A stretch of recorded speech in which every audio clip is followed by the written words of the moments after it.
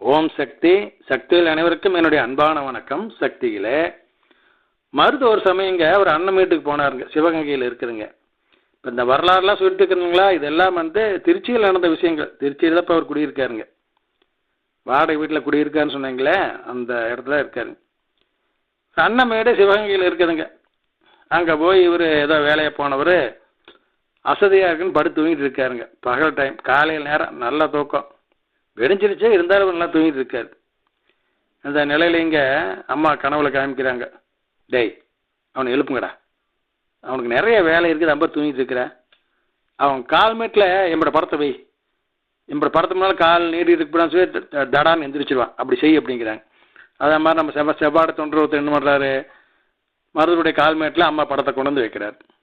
இப்போ மருது என்ன பண்ணுறாரு, துவக்கத்திலேயே டைரக்ஷன் மாற்றி படுத்துக்கிட்டார். ஆமாங்க, கிழக்கு ஆள் நீட்டு இருந்தவர் இப்போ வடக்கு ஆள் நீட்டி படுத்துக்கிட்டார்.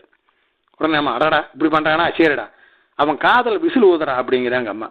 அதே அம்மா இருந்த செவ்வாடை தொன்ற போய் மருடைய காது பக்கத்தால் விசில் வச்சு ஊதுறாரு, பயங்கரமான சத்தம். அவ்வளோதான், தட்டா விடான்னு எந்திரிச்சுக்கிட்டார். எந்திரிச்சோன்னே அம்மா சொல்கிறாங்க, டேய் உனக்கு எத்தனை வேலை பாக்கி இருக்குது, போட போய் அந்த வேலையெல்லாம் பாடுறா அப்படிங்க.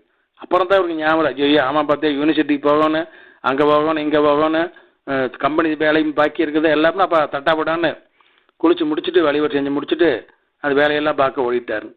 எப்படி பாருங்க, அம்மா கூடவே இருந்து தாயினும் சால பரிந்து அப்படின்னு பாடியிருக்கிறாங்களே, அது எவ்வளோ உண்மை பார்த்தீங்களா சக்திகளே.